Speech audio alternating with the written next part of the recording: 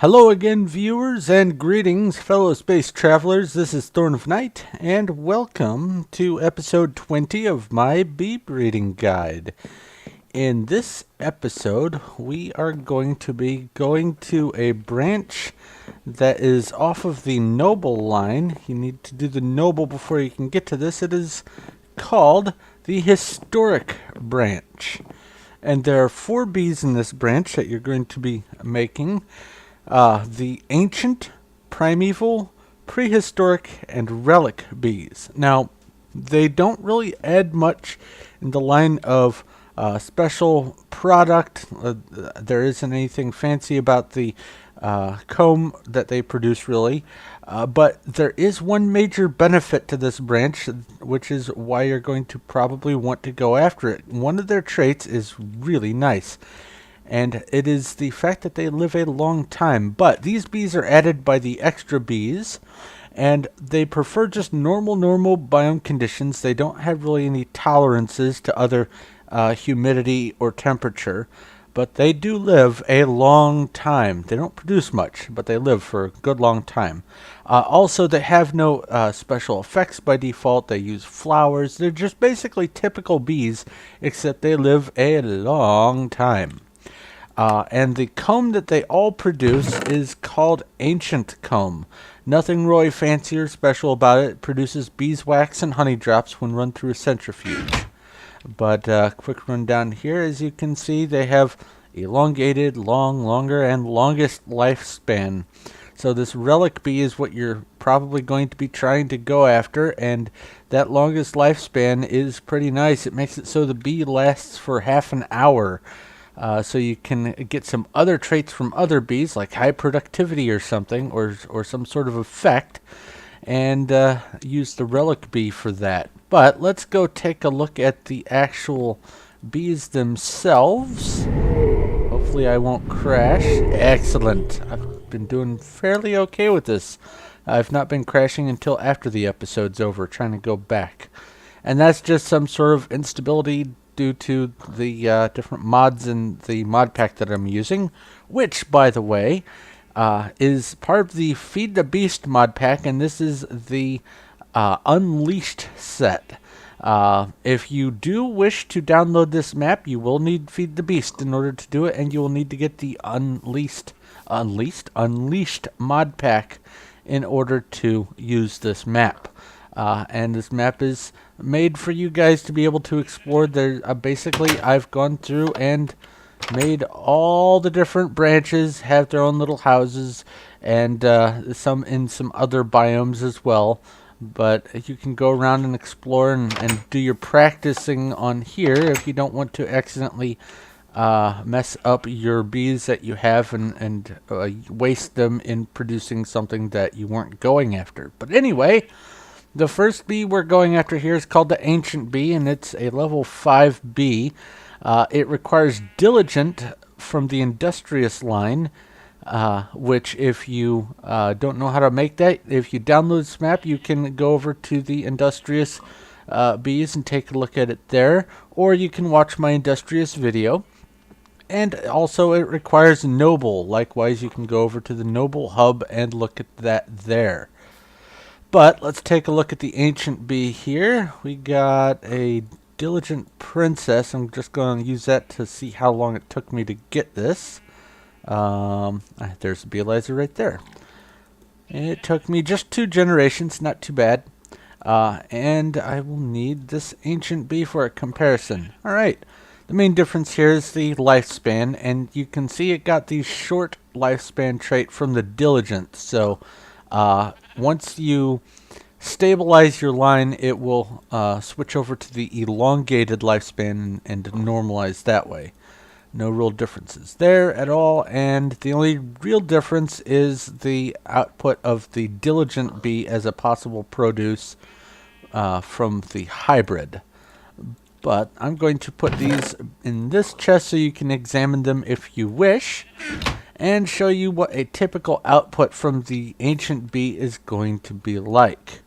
As you can see, it will give you 2 drones on average and a chance at that Ancient Comb. And though the production level is rather low for these bees, since they live a long time, you will stand a chance of getting more comb out of them. Now, a stack of that ancient comb there will yield you about a stack of honey drops and about a stack of beeswax. So it's basically another honeycomb, but it's tailored to just this specific branch. Nothing else fancy comes from the comb there. Next up in line, we have the Primeval Bee, which requires an Ancient Bee, which you got from over there, and a Noble Bee, which, like I said, you can go take a look at it through there, and I have some stock for you to work with. And the Primeval Bee is the princess. Excellent. Let's see how long it took. Just one generation. That's pretty nice. Let's do a little side-by-side here. Okay. It's basically the lifespan that changed on that one. Nothing too unexpected. Nothing special about the output, so I almost got a purebred bee out of that one. That's pretty nice. Alright, now let's take a look at the output here. 2 drones is what you can expect, but the actual productive output of them is a little bit lower. It seems, even though, let's see here, even though it says slower worker, and the ancient bee says slower worker, for some reason the primeval bees don't tend to put out as much, even though they live a little bit longer than those. I don't understand why. Some sort of mechanic I'm unfamiliar with. But you can get up to, on average, 2 out of 5 queens worth of production. And once again, typical output of a stack of that ancient comb there. Moving on to the Prehistoric Bee, which is a level 7. You're going to need a level 6 bee, the Primeval here, and a level 5 bee, the Majestic, which you can get from the Noble branch. And I've got some stock here for you to work with. And you will get a Prehistoric Bee, and I bred these several times, obviously. So let's grab the Princess. And there's a Prehistoric. And I have some other trash output from some other breeding attempts, obviously. Let's see how long it took me to get this out. 8 generations before I got the Prehistoric. So it's a lower chance to get it, but you will eventually get one. Just stick to it. But let's take a look at the output here. It looks like I managed to get a purebred bee. That's kind of nice. So I will put these in here for you to look at. Now, it's not necessarily a full purebred, by the way. It can revert if you don't keep an eye on it and just have it constantly running through cycle. It could possibly revert, so you do have to keep an eye on them until you know for sure that they're stable. How do you know that they're stable? It's kind of hit or miss. My general rule is if after 3 generations none of the traits have changed back, then I call it stable. But anyway, the typical output from a Prehistoric Bee with that even longer lifespan, 1 drone this time and some ancient comb. And once again, this has a low production. You can expect on average to get about 1 ancient comb for a queen's life cycle. And once again, that's the ancient comb typical output for a stack.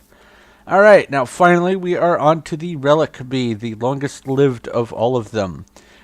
This will require a Prehistoric Bee and another bee from the Noble branch, an Imperial. So this is a level 8 bee. And I've got some stock here for you to work with. But in getting this, you are likely to get some more royal jelly since you are working with the Imperial Bee. So that's a nice little side output, as well as some dripping comb. But once you get this line stabilized, you're just going to have the ancient comb unless you breed in some other traits. Now, the Princess is the actual Relic Bee, so let's see how long it took.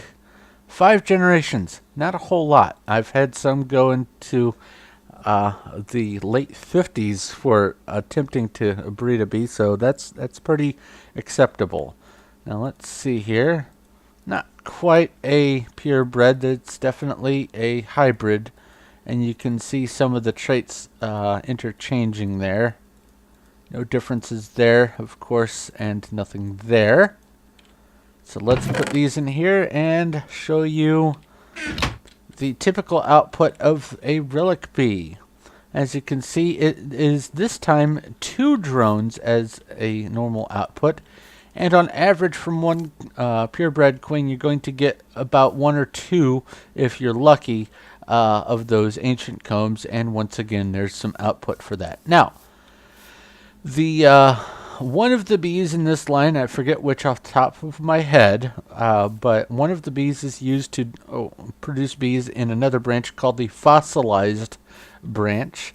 So you will need to get this line going if you want to move on, and also go for that Relic Bee because it's used in, I think that's what it is, the Relic Bee. But that Relic Bee adds that longest lifespan, and that's a nice trait to grab.